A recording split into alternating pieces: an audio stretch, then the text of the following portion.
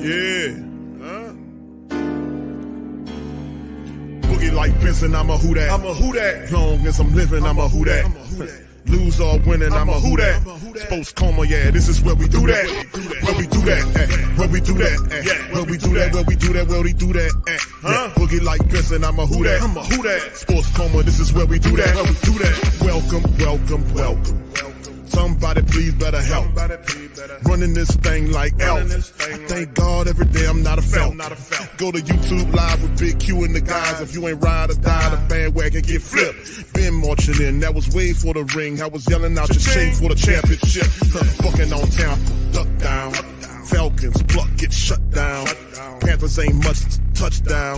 The vision really belong to us now. So much hate on the Saints, you could probably tell. Ever since Bounty Gate hit the NFL, when things seem fishy, then you probably smell the crooked referees on Roger Goodell. Yeah, probably like this, and I'm a who that. Every day I'm living, I'm a who that. Lose or winning, I'm a who that. It's the Sports Coma, this is where we do that. Where we do that, where we do that, where we do that, where we do that, where we do that. Boogie like this, and I'm a who that. It's the Sports Coma, this is where we do that. You're listening to the Sports Coma with Big Q and the guys on the PRO Media Network.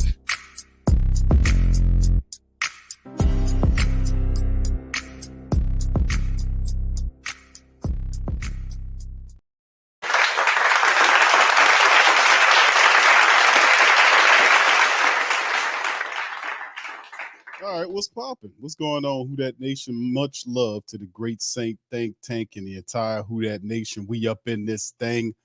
Welcome, welcome, welcome. You're now rocking with the Sports Coma with Big Q and the guys, but we have intense, entertaining, educating, and enlightening sport talk from your favorite sports family. What's happening, fam? Appreciate y'all being in this episode of the Coma, man. Not going to be an incredibly loud, well, not loud, but I am loud, but a long show, rather. Shout out to y'all, man. Appreciate y'all. Hope y'all having a pretty damn good week. It's been pretty popping and busy for me. We're hump day, man. We on the right side of this thing, man. Big ups to the fam as we are kind of rolling toward getting where we need to be, man. Saints got that. That rookie, I guess you're going to call it a rookie.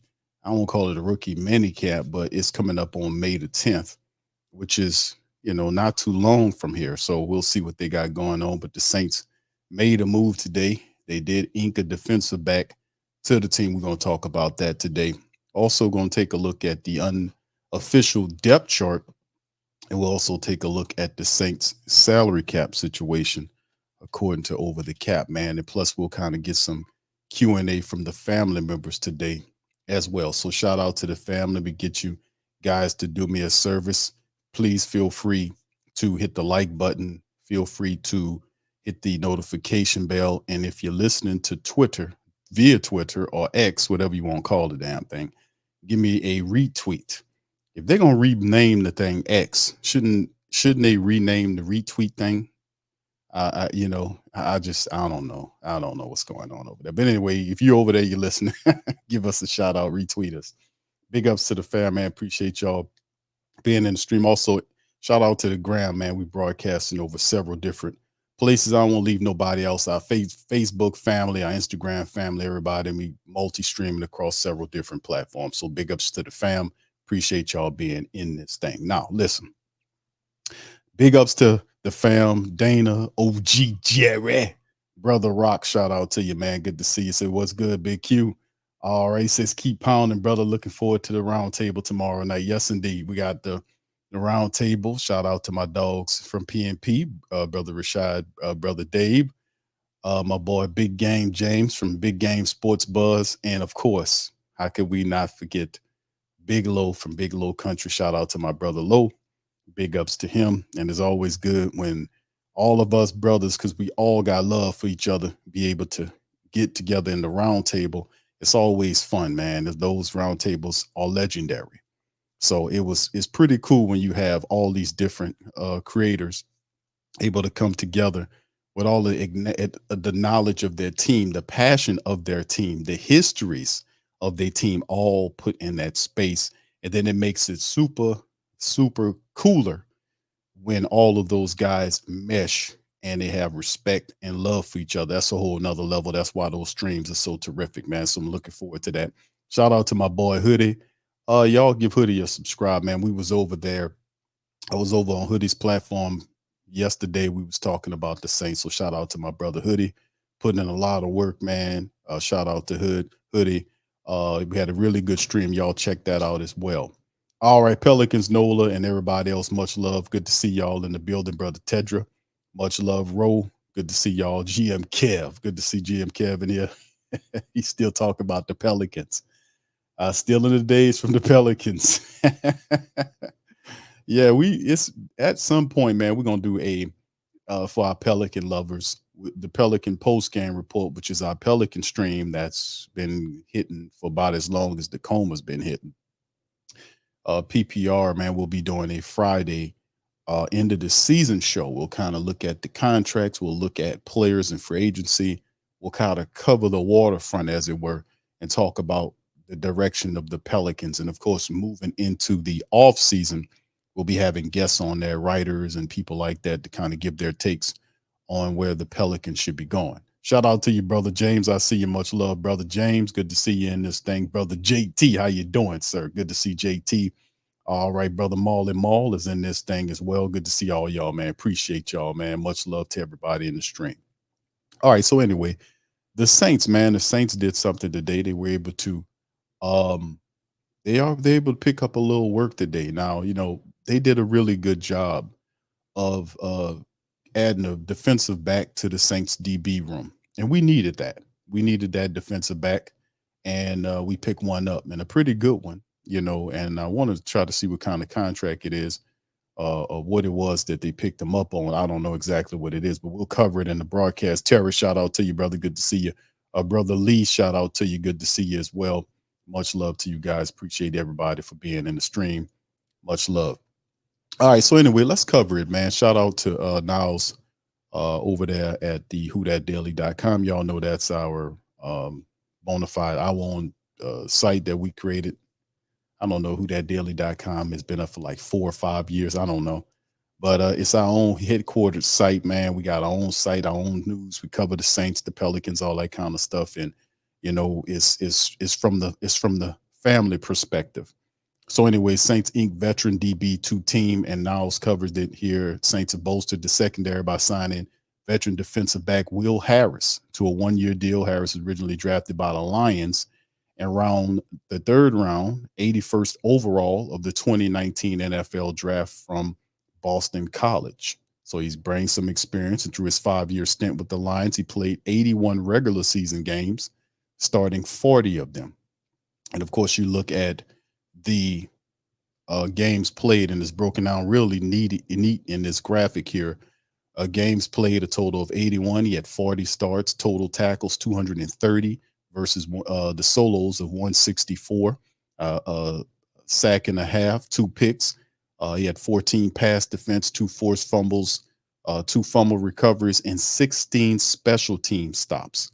In 23, Harris was an integral part of the Lions defense, appearing in all 17 regular season games. That's good. With 2 starts at cornerback, he recorded 17 tackles, snagged 1 for an interception. We just covered all of his stats. Before turning pro, he had an impressive college career at Boston College, where he played 50 games for the Eagles from 2015 to 2018. And during his tenure, he amassed 225 total tackles, 12 pass defense, 7.5 stops for a loss, among other stats. Harris' robust experience at safety. He has ability to cover in the slot as well, and is obviously a special teams player that can help there as well. A consistent performance in both regular and postseason play underscores his potential in the Saints scheme. Now, if you take a look at, let me show you guys another article, and this is from the Pride of Detroit website that talked pretty much about Will Harris in 2023, saying this is his free agent profile. Will Harris finally find his niche, because, he's a jack of all trades type of player. That's why and shout out to Niles, he said DB, because the Saints have it on their side that he's a cornerback. But the reality is this guy plays Cornerback, he plays inside, plays the slot position, he plays the safety position, and he's on special teams. The guy is correctly should be called a defensive back to me because he has the ability to roam in between rooms to do stuff, and he adds versatility. This is where his actual role was. Like in 15 starts in 2022, he had 52 tackles that year for Detroit, one forced fumble recovery. And this is basically a breakdown of where Will Harris played percentage wise. 68% of the nickel that year, 15% outside corner. See, he was inside and outside. He played box safety and played a little free safety. So 15% box, 2% free safety. This guy's a defensive back. You can use him wherever you see fit. And he also has a good degree of speed. He's a solid tackler. And the Saints were able to pick this guy up. They kind of consider him like a Swiss Army knife of sorts for the Saints. They even mentioned it in the article. They said it right here. Man, he really stepped in there and played well. Coach Dan Campbell said after the Packers game, guys, no, Will's our Swiss Army knife. Man, he can do a lot of things for us. We needed him to play nickel, and I thought he really stepped up and played a physical game, run and pass. And then you can see right here, not only did he play some of the best football we've seen out of him. This is Coach Campbell talking now. But the secondary overall suddenly looked more capable of slowing opposing attacks. Check out these stats. Now it shows you his week 8 stats and all this kind of stuff. It would be foolish to attribute all of this to him at Harris' performance. However, his presence certainly provided some stability to a position that had struggled for the first half of the season. And so then they kind of look at his project. And of course, his outlook for 2023 as an unrestricted free agent is to sign with the Saints. But this was done a ways ago, before knowing where he would go after the draft and all this kind of stuff. So this was a good pickup for the Saints, a very solid pickup for the black and gold. Y'all feel free to chime in the chat. Let me know how y'all feel about Will Harris signing over to the team.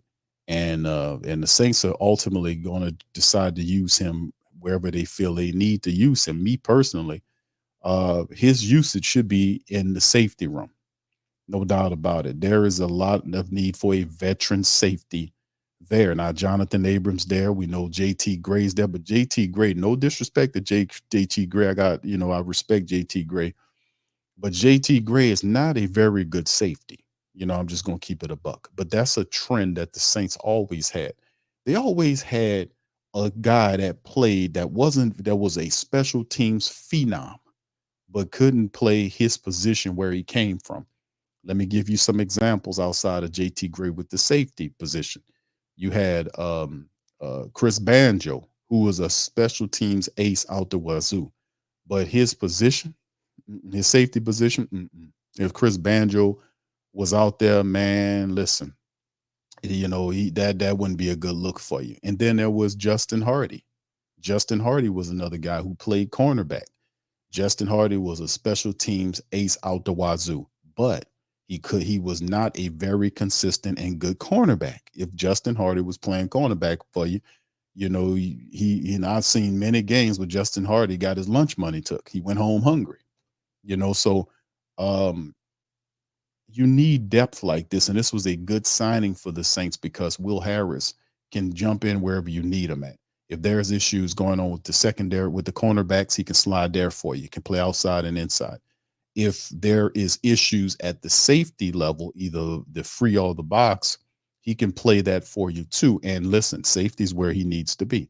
We know Jonathan Abram had a pretty decent season last year. And really, if you look at the safety room for the black and gold, we're wanting. And this fits a great need at the safety. And like I said, he's like Coach Campbell called him in the article I showed you guys, a Swiss Army knife. Well, we got 2 Swiss Army knives. We got Taysom Hill on the offense, and we got Will Harris on the defense. You can never have too many Swiss Army knives, for real. You really can't. Anyway, let's take a look at the unofficial depth chart right here, fam. Let me show y'all this unofficial depth chart for a second. And this kind of shows everything. And I'm going to kind of scroll on down while Will Harris was added at. And, of course, they have him listed as a nickelback right here behind Alontae Taylor, which in a pinch, he could step there and play. But really, I think his futures, you can see behind the safeties of Tyrann Mathieu and Jordan Howden.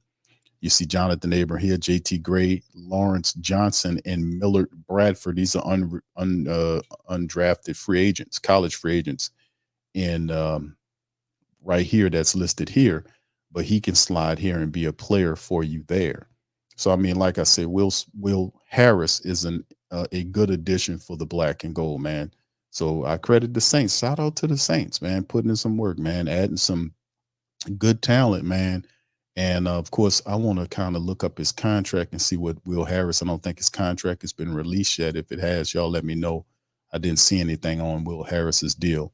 I don't. They didn't announce how much it would cost. And currently, if you take a look at this, let me see if I could pull Will Harris up on Sport Track. Maybe they got some Sport Track over the cap. Maybe they got something on them now. Hold on just a second. Let me take a look, fam. Yeah, see. They might have updated it. Let me see what they got going on. All right. No, they haven't. No, they have not. It's not from what I know, it's not released yet. But anyway, looking at the Saints cap situation right now, as you can see right here, the team cap right now is 7.7 million, just over 7.7 million. Matter of fact, it's almost $7.8 million. To be honest with you right now, for what the Saints have. Remember, the modus operandi of the Saints at this juncture of time is to ultimately get ready to start signing their free agents. I mean, not they're free agents, veteran wise, cheapers, but also getting the draft picks under contract. That's the big thing. Getting Talisi Fuaga under contract, getting Kool-Aid McKinstry and the rest of the guys under contract. And usually the way it works is we most of the times work from the back, going up, getting the lower picks signed, and then ultimately getting the first round guys signed. So that's the modus operandi of the Saints right now, working to try to get the contracts done with the draft picks so that we can kind of move forward. So the Saints going to take a piece of that money for that. And then, of course, whatever we're going to do in terms of free agency, and I'm pretty sure the Saints are going to add some more talent, some more veteran talent to the team, probably to the offensive line, because if you take a look at the Saints offensive line, we still could use some veteran talent there. And I still think that Trey Turner is a real thing. Now, Trey Turner got hurt early. He's healthy again, but whether or not he is going to be coming back for another step at the Saints will be interesting to see, because to me, I don't know if to say he has unfinished business there, but we could use him, anybody except for Max Garcia. No Max Garcia. Please, no more Max Garcia. Max Garcia was not a good pickup for us, but we can use some veteran guys. And I know we picked up Shane Lemieux and what's the other guy that the Saints picked up there? They picked up another Justin Heron. They picked him up as a tackle prospect, but Lemieux is the guy that a lot of people's looking at. If he can stay healthy, he might be a steal for the Saints. Shane Lemieux, he might be a steal for the Saints if he can stay healthy, because he had some really bad luck over the last couple of years with injuries, that he get these injuries and it takes him out for the rest of the season. So if he's finally done with all that, he can stay healthy, he can be a big help and a surprise for the Saints if the guy can stay healthy. So they're kind of gambling on him because he had all these injuries. But if he can remain healthy, that guy might be a jewel right there, a solid signing for the Saints. So we'll just keep an eye out on that moving forward. So very interesting, man. Very interesting. Like I said, like the move, the Will Harris move, like it a lot. And like I said, he covers cornerback. He can be your cornerback. He can play inside, outside. He can play both safety positions. And the Saints could use that versatility, because we need help at the safety level. And then, if injuries start impacting our cornerbacks, we got a veteran that can step in there along with Kool-Aid to help out. So great move by the Saints. I give this one a thumbs up, man, big time. All right, anyway, man, let's keep it moving, man. A shout out to you. All right. Brother Hakeem, how you doing, Brother Hakeem? Says Detroit fans said he wasn't that good at corner. He would be good at safety. That's a position need because we didn't have a lot of depth. I agree with you, brother. I just said that. All right. So anyway, let's keep it moving. Big ups to y'all. Molly Mall says Low went through 5 stages of grief. Yeah, man, they getting at your boy, man, on X. They, the Falcon people, they kind of, I made that bet last year. Y'all remember the bet that I made last year when I bet that the Saints was going to beat the Falcons? Was that the first or the second game? I forget because I'm trying to forget it. But what was really interesting in the game, man, was that um, the Saints lost the game. Was that the pick six game, family? Was that the pick six game when dumb Carr threw the pick six, stared down the guy, and the safety just read his eyes right to the ball and ran it away? And he congratulated the guy, by the way. Who congratulates a player that pick six them? And not after the game, during the game. Congratulated him. I'm not congratulating you if you pick six me. What the hell, man? I don't know. These people are crazy, man. I don't know. But regardless or not, they had a picture of me, when I lost the bet. Now, the previous year, Low lost the bet to me, and he had to put on the score tee. The score tee is, y'all know what the score tee is. Hold on, let me see. I always keep this picture on tap just in case Low won't get funky.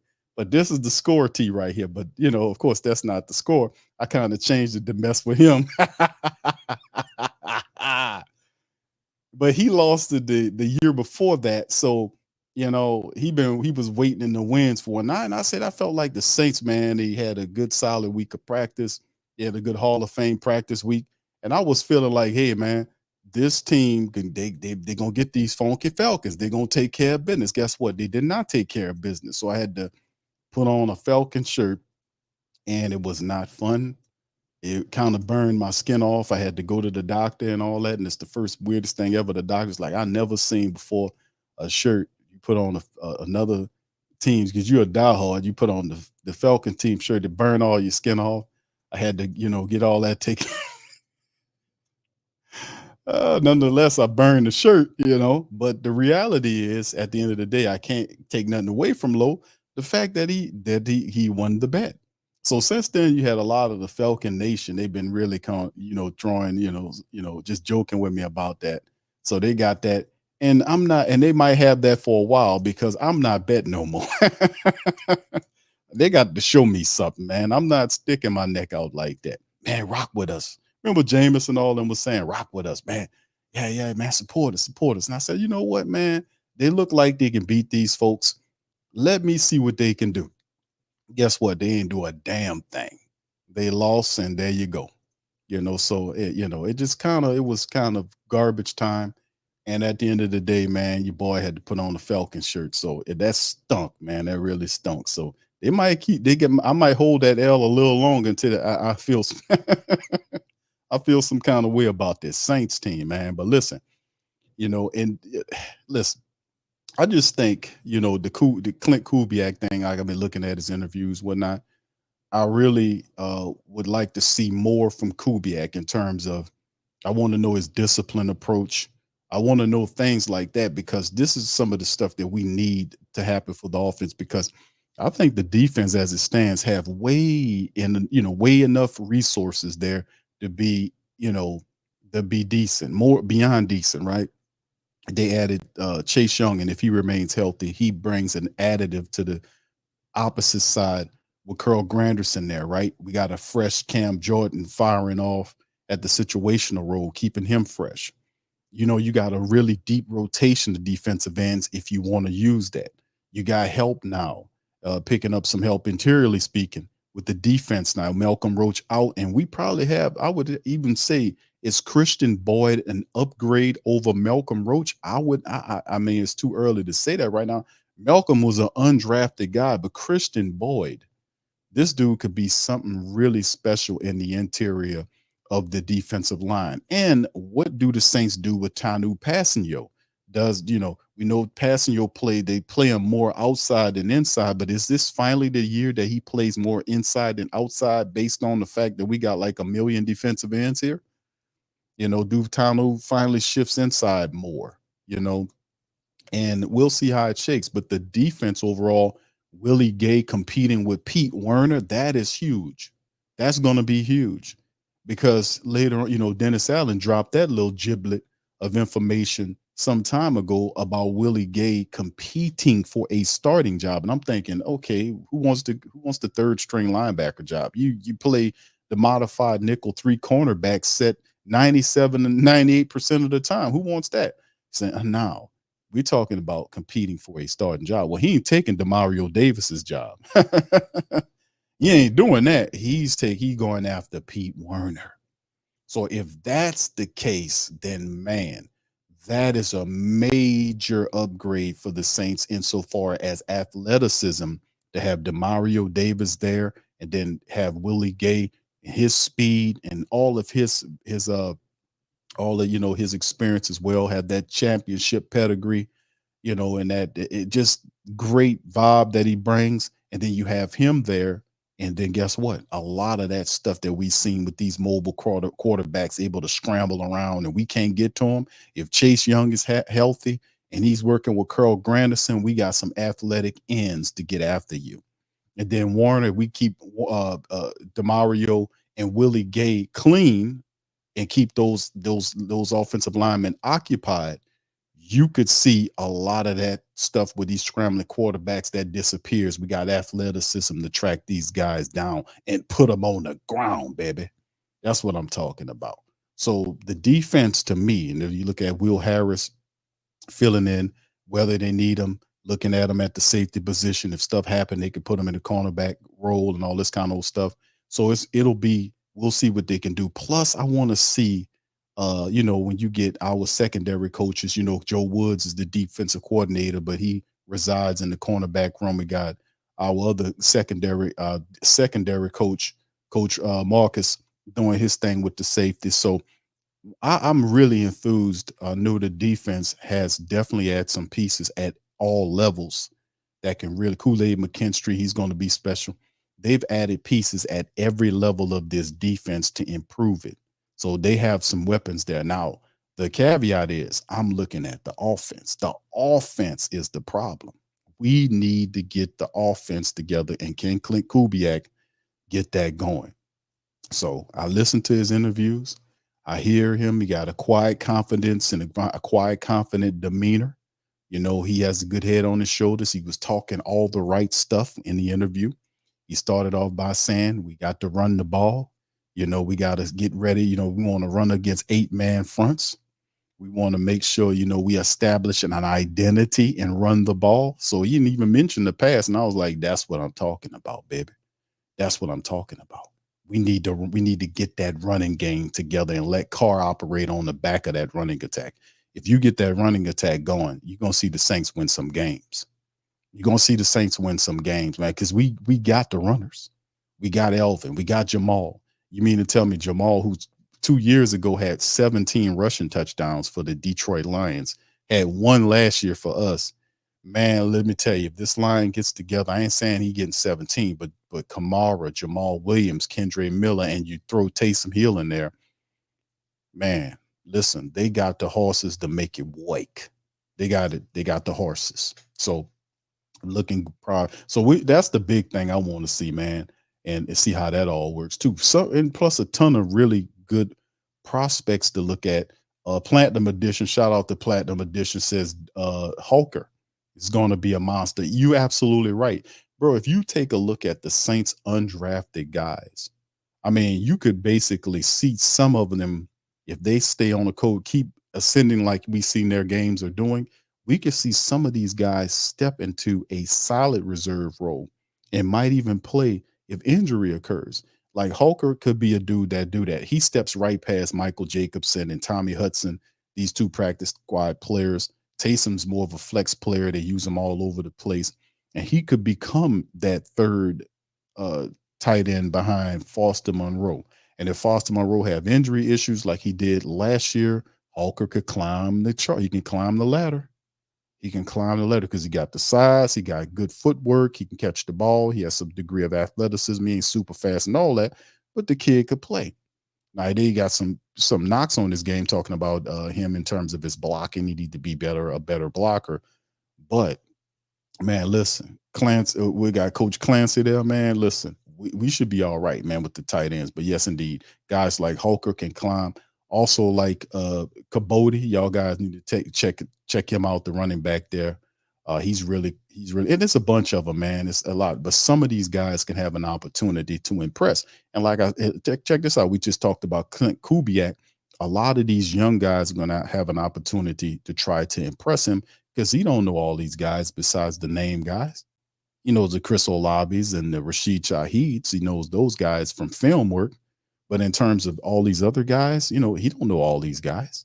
So, whoever picks up the system faster than the other guy could have an opportunity to slide in there and get some action. This is a whole new system that the entire offense has to pick up. So whoever picks it up first, man, they can have an opportunity to step to the head of the line, man. So, or even if you're a wide receiver that's kind of buried, if you're shining, man, you might have an opportunity to step up, man, and step up higher. Remember, the Saints are not scared of promoting undrafted college free agents to roles and making it pop. Rashid Shaheed's an ultimate example of that. Unrestricted, he was an undrafted college free agent the Saints picked up, and man, a couple years now, the man a Pro Bowler.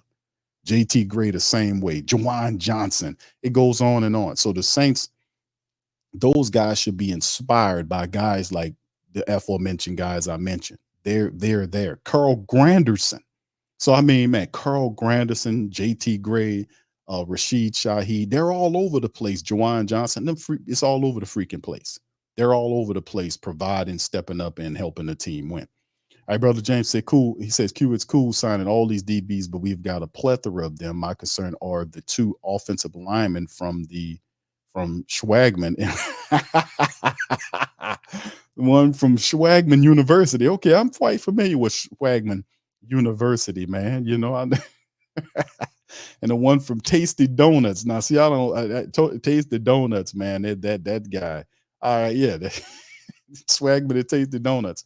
Carr gonna catch. He says Carr's gonna catch hell. He needed to be perfect.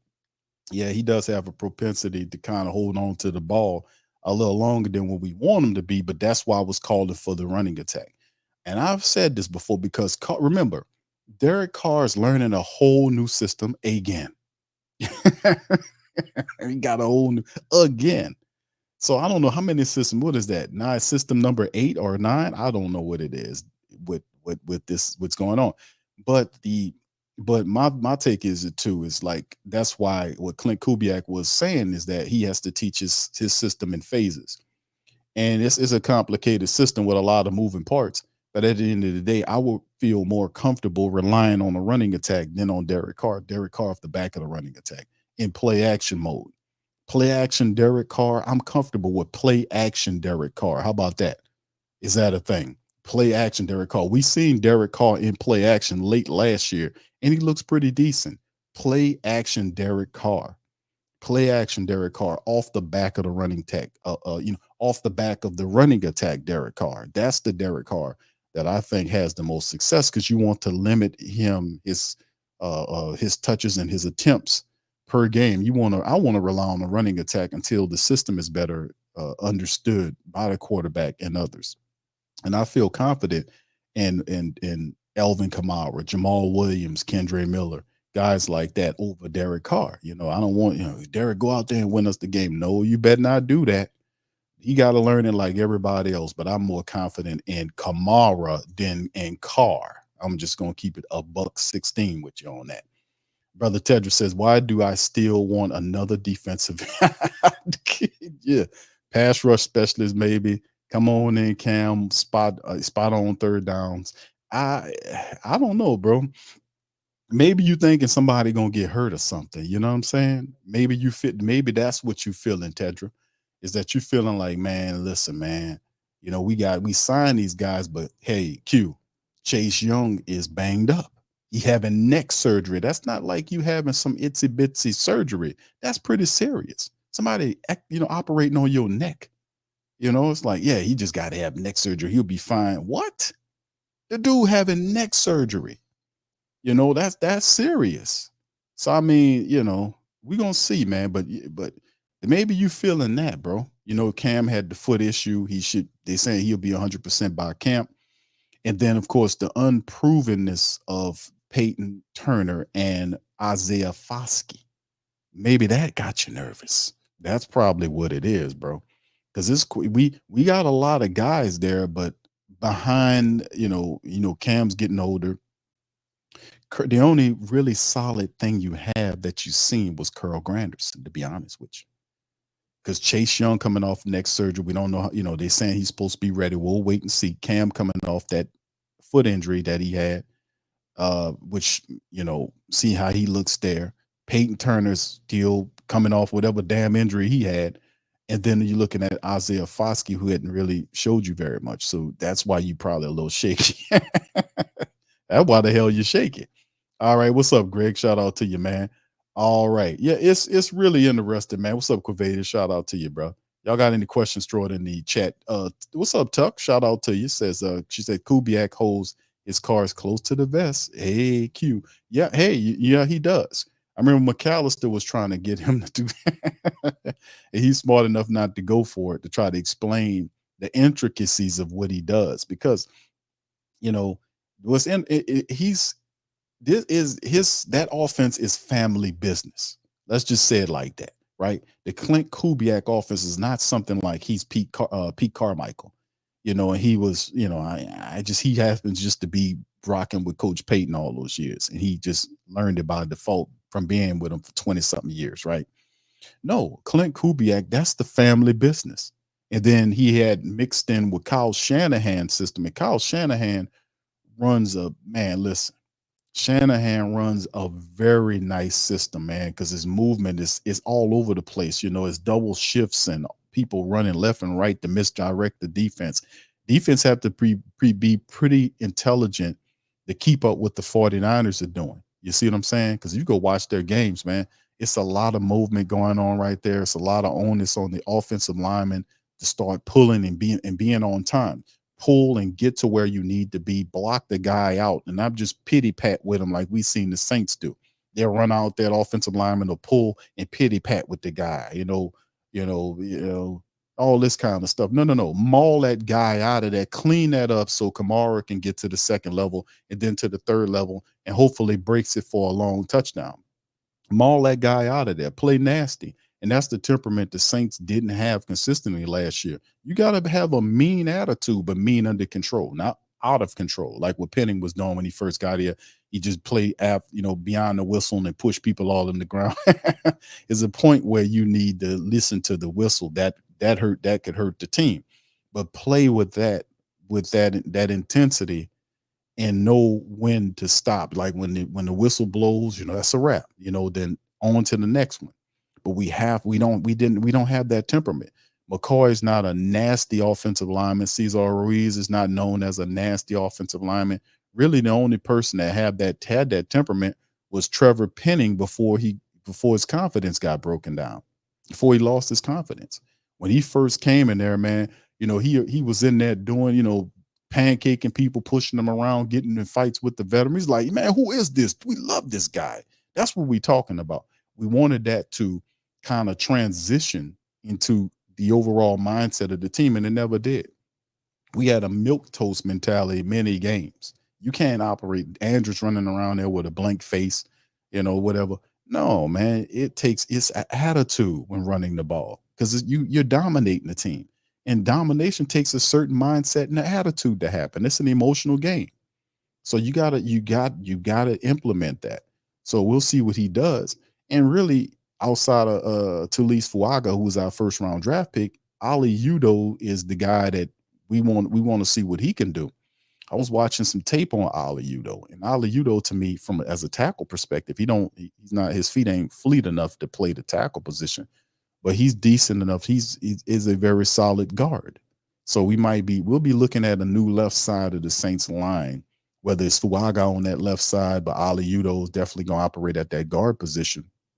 And we'll see with Ram. I don't think Ram will be back in time. Well, hopefully he does, but we'll see what happens. But we'll see a lot of question marks with the offensive line, man. You talked about, Brother James mentioned the man from Swagman University. You talk about Shane Lemieux and Justin Herron. A lot of people was thought the Saints might go after more established veterans, but it's all about the money, right? It's all about the money. They're letting you know that they're not going to be spending a ton of money bringing in names that you might. I'm surprised that we got Will Harris. To be honest with you, I'm surprised we got him. So we'll see what it's shaking, man. We'll see what's all shaking about, man. All right. Yeah. Brother Byron says, I say Christian Boyd upgrade to Malcolm Roach Q. Okay, thank you, Byron. Appreciate you. Well, and he says, Will Harris could play nickel and safety out for him. Yeah, indeed. Yeah, I had the breakdown. I just showed the breakdown from PFF that showed where he played percentage wise in terms of the cornerback position in the slot. Outside, it showed how his percentage of play from the safety position, either the box or the free. So it showed that he played, in those different roles. And usually when you're a jack of all trades, that you know what that means. You're not really particularly great at one thing, but you can do a number of different things well. So the team uses you. So it's always good to have that type of player that fits in there. So I'd rather have them than not have them, because if you look at the safety position, if injuries start impacting us there, boy, we go down. It's a huge gap between your starting safeties and where your backups are. When you look at Jonathan Abram played well for us, if you know how to utilize him correctly. He has issue in covering the pass. He got a little better, in my opinion, last year. Coach Robinson was working with him there. But, Abram's big thing is playing around the line like a linebacker. He liked to come up and knock the piss out of you.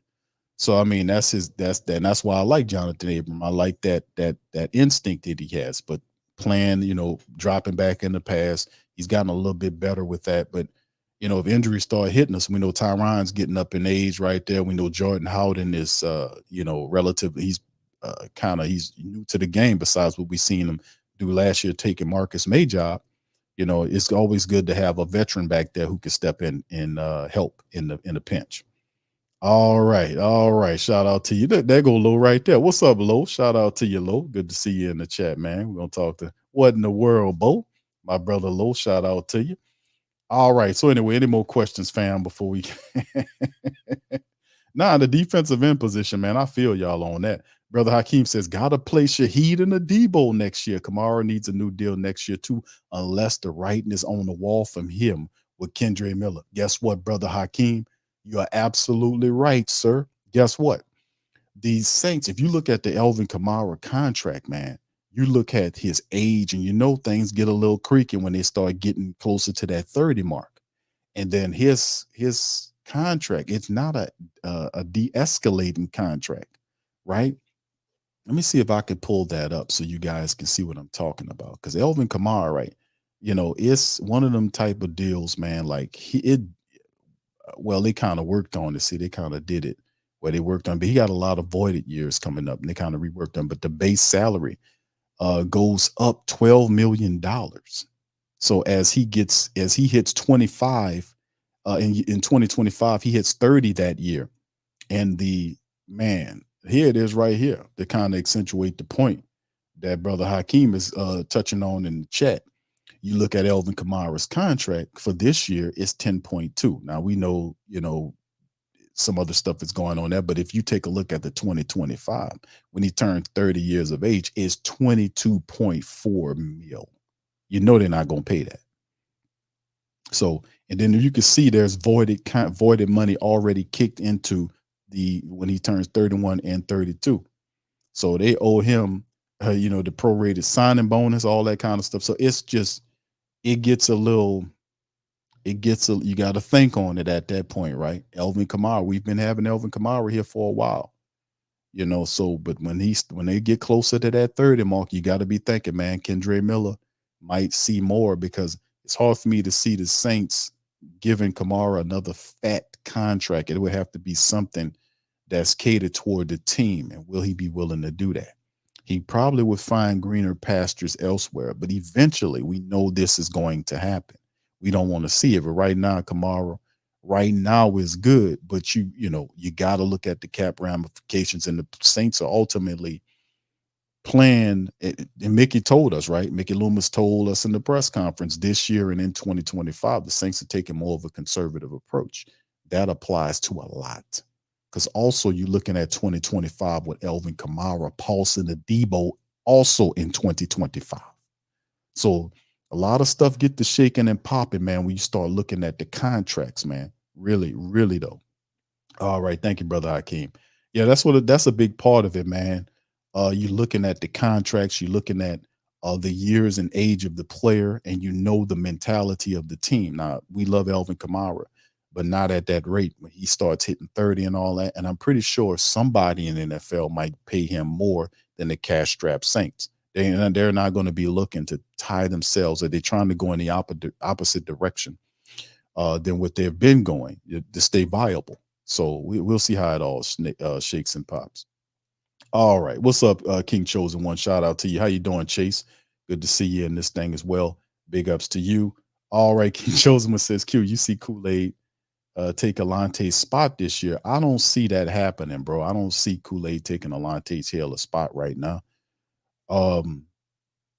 We know Alonte, the idea when he first came was they were looking at playing him at the safety. That went away fast once Chauncey Gardner-Johnson got traded. And remember, history is kind of repeating ourselves. We got to remember the ebbs and flows of this thing, because the situations repeat, but the players change. You see what I'm saying? The players' names change, but the game stay the same. I'm telling you, we had the same conversation last year with different players. Alonte Taylor went through a year where he struggled. The year before that, that was Paulson Adebo went through the year when people say, Q, he stinks, we got to get him out of here. I say, nah, he's going through a sophomore slump. It happens to people for real. That's a real thing. But what did he look like last year? He was the best cornerback you had, and people vastly forgot about that. I'm saying the same thing gonna happen this year with Alonte Taylor. Don't sleep on Alonte Taylor. He struggled last year, but Alonte's always been a person, or a player rather, that's intelligent about his business, and he's solid as he can be. So don't sleep on Alonte Taylor. I expect him to have a similar progression as Paulson Adebo had. You know, we didn't choose wrong with Alonte Taylor. Alonte Taylor is the real deal. And this year he'll show what he can, he'll step up, and you'll see a improvement, a really good improvement. I'm gonna say a vast improvement, but you'll see a similar progression like you've seen with Paulson Adebo. Alonte Taylor's is not a bum, I don't think. And Kool-Aid McKinstry is going to help when guys start getting hurt, because that's the thing. How it's a very rare thing when we see all of our cornerbacks play an entire season, because of the system that we roll. It's not like we rolling out 2 cornerbacks every game. We use 3. And sometimes stuff happened, like what happened with Laddie Daddy last year when he got rolled up on, then he was lost. And then, we seen Isaac Yiadom step in there. Isaac Yiadom had a lot of playing that happened for him last year that helped him develop even further. And he got a little contract from San Francisco 49ers for that. But Kool-Aid McKinstry is a guy that can come. He will play because of injury. And also he provides an insurance policy in case Paulson Adebo in 2025, the Saints won't go in a different direction, because they having issues monetarily speaking. It's a part of the game, right? What's up, Kevin? How you doing? All right. Bronze, how you doing, sir? Shout out to you. Appreciate you. Tramal says, Q, you read all those? All of them except see the blue one I'm pointing at right there, the blue one right there, except for that one, brother. I didn't read that one, brother. Yeah. All of them except for that blue one right there, brother. That one right there. I ain't get to that one yet, man. I was too busy.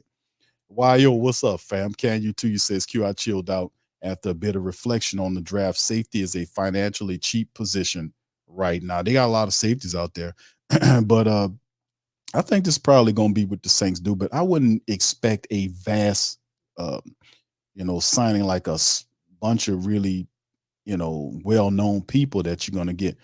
I mean, well-known people like Chase Young was probably the flashiest signing that you had, because Chase Young, if he's healthy, he's dangerous. We got Chase Young because he was hurt. If Chase Young was healthy, you wouldn't have got him. Why? Because Carolina would have signed him. they would have gave him the contract. Remember, they traded away Brian Burns. They traded Burns to the Giants. They needed a guy that can come in there and play. So a lot of these guys, like it's it's a unique circumstance, right? You wouldn't have got Chase Young if it wasn't for him being hurt. You wouldn't have got him. But if he gets healthy, you get the blessing of having Chase Young because he's dangerous healthy. You got Granderson and Chase. See, that's the thing I'm thinking about. Like the Saints defense, man, speed is the key here. The Saints defense speed. Finally, this could be the year which the Saints eliminate the remember for years we've been that hamstring that we've been having was the Saints defense, or that Achilles heel rather, was the fact that speedier quarterbacks, scrambling quarterbacks would eat the Saints lunch, right? For years. And we was like, man, we need to do something about this, man. Every damn year it's the same thing, right? So the Saints did two really good things. They spent even more resources on the defensive line, getting Chase Young, if he can be healthy, and pairing him with Carl Granderson. And then they went about, just this year, because we could talk about what they did last year when they signed Nate Shepard and Colin Saunders. They drafted Brian Bresee. This is part two of that, too. They knew Cam slowing down. So they got, just listen, the Carl Granderson and Chase Young pairing is ridiculous if they're healthy. If Chase Young is healthy and Carl Granderson gonna do what he do, but that's absolutely silly if you think about it. Chase Young is dangerous when he's healthy. And you mix and you don't have to overuse him. You throw Cam in there and you can roll Cam inside certain plays and wherever you need him to be to provide pressure. It's going to be ridiculous. Plus you have you have, like we talked about, Christian Boyd filling in for the Malcolm Roach role. The dude is his first thing is he's a run stuffer. You're not going to be plotting and pushing him out of there. Him or Brian Bresee. And ultimately, I want Brian Bresee to take a job and be next to Colin Sanders, move Shepard to the reserve, because I think he's better at the reserve than he is there. Brian Bresee, we need him to take that step. But Christian Boyd's there. And don't leave out Tanu Passanio. Passanio is going to be involved inside the interior defense. And he's a monster when he plays inside. He's 6'7", 300 pounds, and they're batting the ball down, causing hell. So I'm really excited about the Saints defense, the front seven. If they can stay healthy and remain healthy, Chase Young can stay healthy, and then they're going to be special. And not to mention Willie Gay.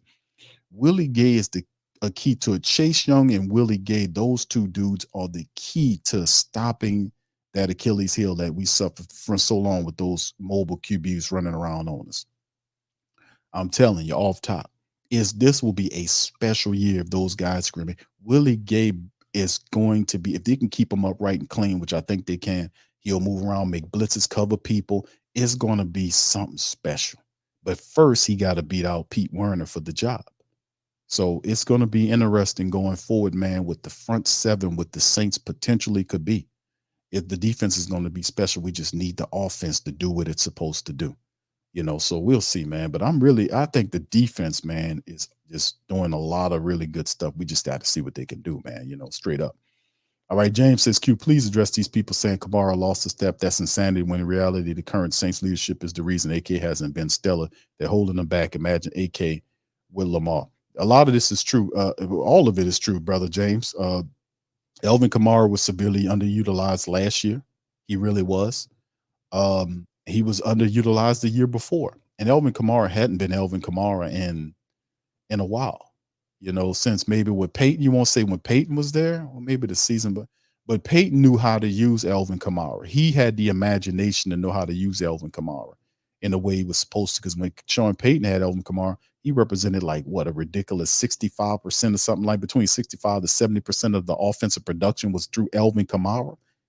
So they kind of dialed it back because they're trying to do the running back by group approach to kind of keep Alvin fresh. But the thing is, you need imagination to have Alvin Kamara there.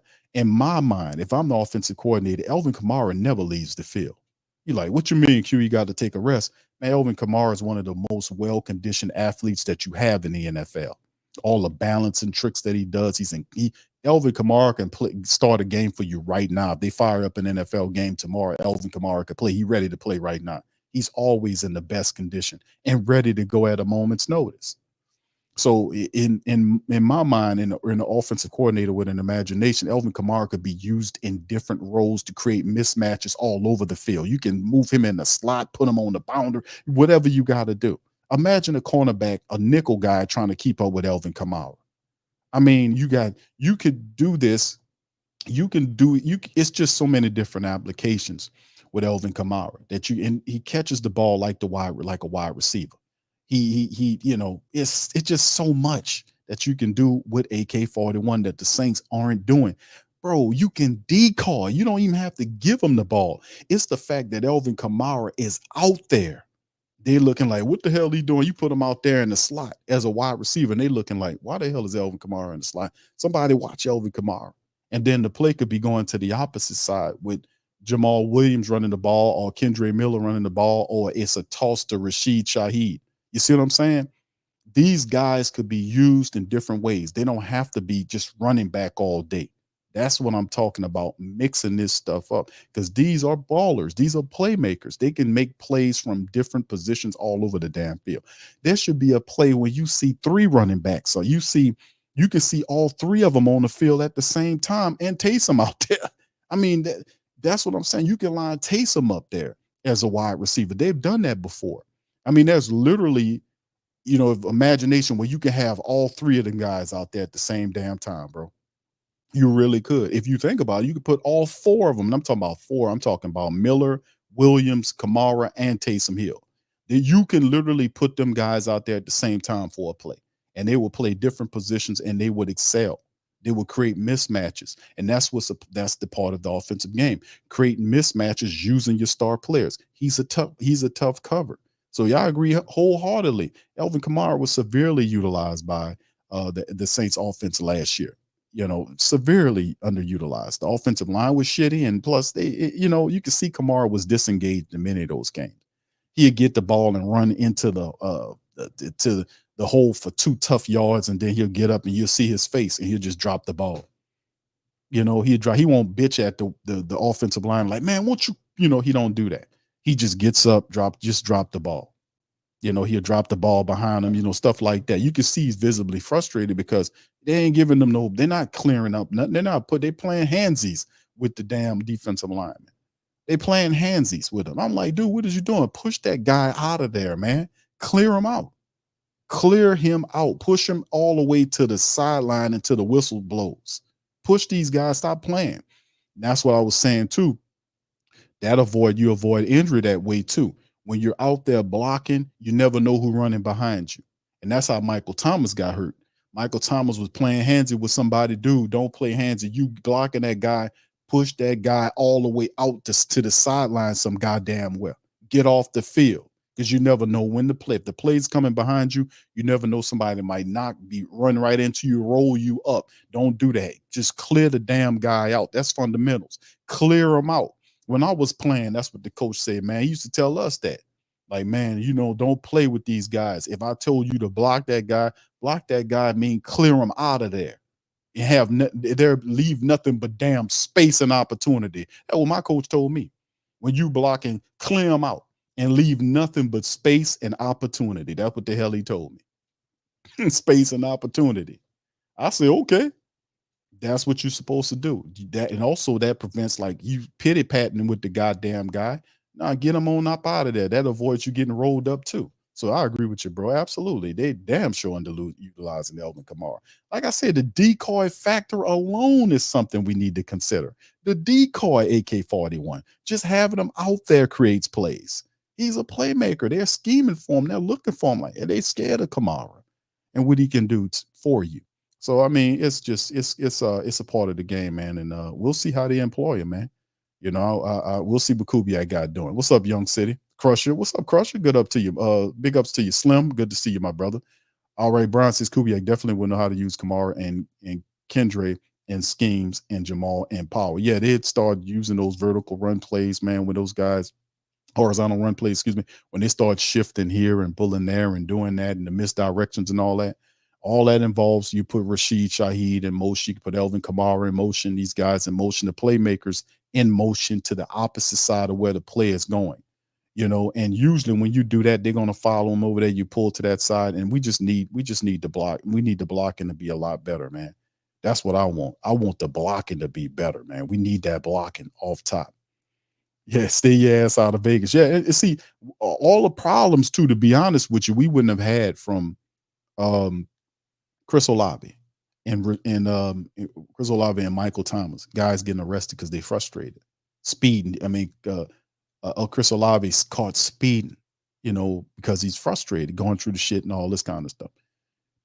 When you're losing, all kind of stuff happen, but you got to have an outlet, and that's a part of the game. And that's another thing. Like when I was talking about, I don't really want to know about. I know Kubiak, and I know he knows the scheme because it's a family business. He getting it from his damn daddy. His daddy created this. He was a quarterback under John Elway. Won Super Bowls as a backup quarterback behind John Elway. Came in there as an offensive coordinator. Won Super Bowls as an offensive coordinator, running his brand of system. Had it for years. And Gary Kubiak taught his son Clint Kubiak, and he got sons period, but Clint Kubiak in particular. That's the family business. The dude knows that, like your personal family business. You know what I'm saying? That's the family business. So they got the right guy to run the system. My only thing is when people start, stepping outside of themselves, how does he handle that? That's my thing. Like when guys start false starting, what are you going to do about that? What is your measurement? Because he said if you go back and listen to his interview, we're talking about Clint Kubiak. If you go back and listen to Clint Kubiak's interview, I played this when they first signed him. When they first signed Kubiak, I went and looked up all of his interviews and I started listening. I was like, who is this guy? I know what he did with Minnesota, but let me see who this guy is. Let me hear from his words. And I found maybe 2 or 3 interviews from Clint Kubiak. One in particular, he talked about that he didn't mention in these new interviews was that he likes practices to be stressful. He runs high stress practices. That caught me. I was like, oh, okay. High stress practices. And what that basically means is these high stress practices is the fact that, he's in there, doing all the stuff to stress these players out, that quarterbacks, whatever they got to do. And the reason being is because when game day rolls around, the pressure of the game day won't impact them as much, so because they're used to the pressure in practice. And I just thought that was I was like, that's very fascinating, because we need more of a up tempo practice, like the Saints practices. Like we seen all this last year when we heard all of these weeks of, man, we had a really good practice. The team had, and then they go out there and lose 2 games in a row, 3 games in a row. How you having Hall of Fame practices? I started nicknaming them Hall of Fame practices because I never heard him say anything about a bad practice. Every practice is good, but it doesn't translate on the field. We got an issue right there. So when you break it down and you look at it, I was like, man, I love the idea of having a high stress practices, because what that means is guys got to get on their square. And I want to know what his measurement is, or what his technique is, rather. That's the word. What is Kubiak's technique when guys step out of line and they don't want to handle their business? What is his technique? What does he do when guys are false starting? When guys are involved in pre-snap penalties, concentration issues? What is Kubiak's technique to deal with that? What is his technique to deal with accountability issues? How accountable are you, Mr. Kubiak? And how accountable do you believe your team should be? What is the level there? That's what I wanted to know. I know the man, when Deuce was asking him about this play and that play and all this kind of stuff, trying to, I don't care about that. I know he can do that. I mean, I know he can do that. I know Gary Kubiak gave him that aspect. I'm more interested in that aspect of it, because that's what our team needs offensively speaking. They need accountability. They need somebody that's going to make them do what they're supposed to do. And when they don't do it, they lose time or something like that. What do you do? That's what I want to know from Clint Kubiak, fam. That's what I want. I know the man can coach. And I mean, in terms of coach his technique, I know he can do that. Shit, I know he can do that. He's a coach's son. I know he got the game where other guys ain't get the game. That man gonna make sure his son have the game. You better believe that. All right. So yeah, it's what it is, man. It's that's how I go. Alex says Tally should play right. Ram shouldn't be counted on. I don't think Ram is counted on, bro. I think Ram y'all chime in. Let me know. Y'all guys think y'all might feel a little differently. Y'all engage with me, interact with me on that. What do you guys think? Y'all put it in the chat. Do you think Ramchek will be able to play this season, for the Saints again? Or do you believe that it's the end of his career? Y'all let me know in the chat how y'all feel about that. What do y'all think? Because me personally, I'm gonna tell y'all my thoughts after I hear from you guys. But I've said it quite before, about Ryan Ramczyk. He's a big piece to this. And like I was saying, man, I kept bringing up Ramczyk's play before they broke all this news about his degenerate knee issue. We know he was having knee issues, but they didn't tell you it was career threatening up until not too long ago. And I'm saying, like, you start really hearing it because you know people was questioning why he getting so much rest. What's wrong with Ramczyk? He acting like he old or some shit. What's going on here? That was happening before the news broke. And I was thinking this happened some time ago. He been dealing with that knee. He been dealing with that knee, and it happened. I'll tell you, that something gonna happen. Not too long after he signed that contract, when he got that big contract going into, that after his rookie contract expired, he got hurt, and then ever since then, it's been downhill. He been a shell of himself. And I was like, and it really, I should have known something was up. And I kept thinking to myself, I was picking at the topic, which was, why is Ramczyk playing the right side? I made a big stink about that. Why they got this damn rookie? When Teron Armstead left, that's when Ryan Ramczyk was supposed to slide the left tackle.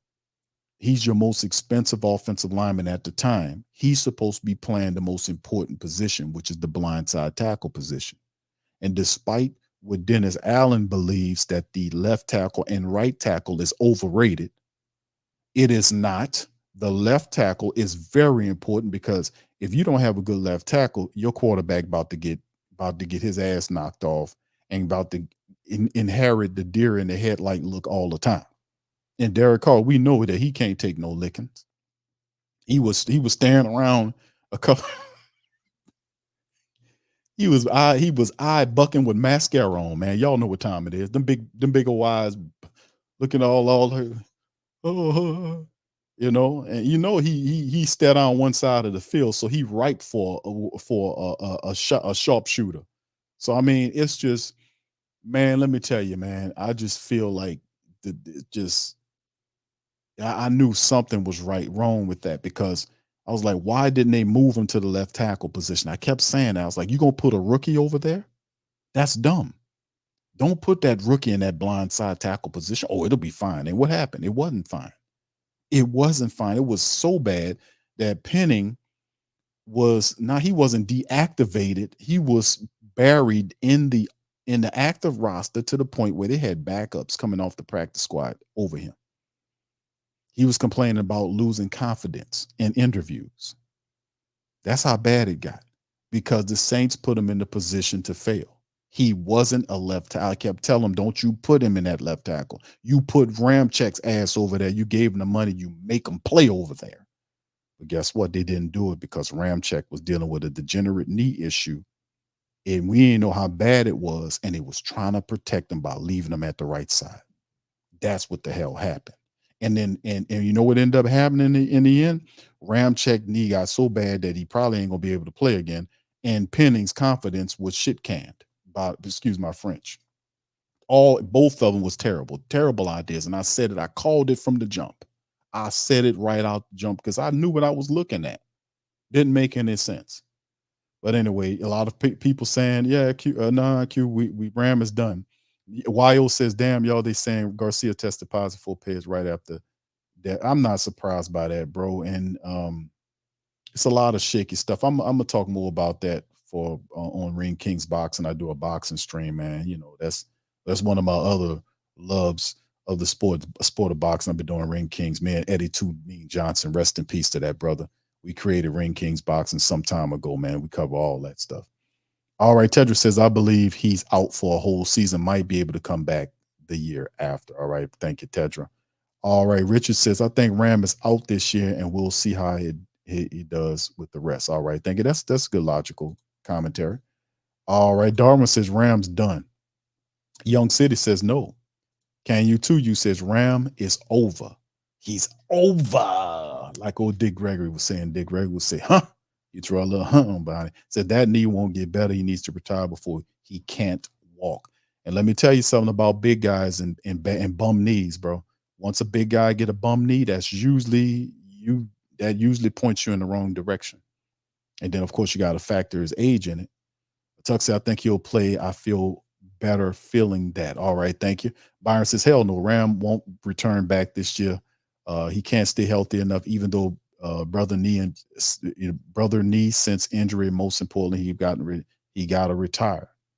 I felt bad for him. Yeah, thank you, bro. Byron says, put Fuaga on the left side or right side. All right, thank you. Alex says it's a degenerative knee issue. You're asking the whole season. There is no way. Degenerate means it's degenerating, right? It's getting worse. And they didn't just say a knee, bro. Yeah, you're right, Alex. The big part of it is degenerate. It's getting worse. And his answer for that was to have minor surgery when they were telling him that you need to have major surgery. Major surgery mean he ain't gonna play this year. You got to learn how to walk all over again. And he might have a chance the year or maybe the year after that. He's trying to stave that off. And I think that's not intelligent. Go take care of yourself, bro. You got money unless he got some habit that we don't know about. You need to go head on, bro. Your body is more important than playing that game. Once you get healthy, come back to the game. People will give you a contract to come back. People will give Ram a contract once he get clear. And it might not be the Saints, but it'll be somebody else. What's up, Andrew? How you doing, sir? Appreciate you from San Antonio, Texas. Shout out to you, my friend. Appreciate you. Pumped up for the season. Yes, indeed, man. Charles says Ram is done. They knew he was hurt to this effect. They gave him the money knowing it anyway. Okay, thank you, Charles. Alex says you drafted the right tackle to replace Ram. Ram is not making it the next 2 seasons on that knee. Thank you, Alex. Appreciate you. Byron says Penning couldn't play the blind side. Yeah, you're right. He couldn't play the blind side. But see, the issue is, and we talked about this before, because and just to kind of add on to what you guys were saying, y'all know my stance on Ramchick. I think Ram, and we've been dealing with this for the last several years, to be honest with you. I think Ram is in trouble. I really do. Big guys with knee issues and a degenerate knee, I think he's in trouble. I think he needs to just go get the surgery and stop pity-patting around. Go get the major surgery and then work your way back. If you can. If you can't, then retire. You're a millionaire. You're a multimillionaire. You're good. You took care of your family. You won the game. You won the game. In that way. But in terms of like when you talk about a depending situation, my thought process was, and y'all tell me if y'all all agree with me on this one. This is another one to y'all, and it's probably gonna be the last one. I'm gonna dirk out of here. But let me throw this one at the Great Saint Think Tank. We call it the Great Saint Think Tank because it's like a think tank for Saint football. It is that anyway. So I always like to bounce ideas off of you guys and see if I'm the only one. So we kind of thought about the pending situation. We know John Benton, that's the new offensive line coach, is coming in here with Clint Kubiak. We know that Benton doesn't know these guys. We know that the Saints are going to have new tackles because I don't think Ram's going to play this year. So they're going to have new tackles. When Fuaga was drafted and they had the presser, Dennis Allen popped up there on the presser after later on after the first day 1 pick, a Thursday. They asked a good question about where does Fuaga play? Does he play the left side or right side? That's when Dennis Allen started talking all this stuff that it don't matter. The left and the right tackle positions, they tackles, and this just is overrated. I'm like, this dude here, man. This dude here sitting. He said another stupid ass comment or last year about something. Every time he says something's overrated, there's always something stupid that he says is overrated. Over your left tackle position, the guy that's guarding your quarterback's blind side is overrated. Tell that asshole that. Tell him that. I guarantee you that man wouldn't believe that. He wouldn't accept that. Oh no, the left tackle position, traditionally speaking, it's considered for your best tackle. In many cases, some cases, it's your best offensive lineman that usually plays the left tackle position. Is a big money position. The left tackles get paid. A really good left tackle makes a lot of money.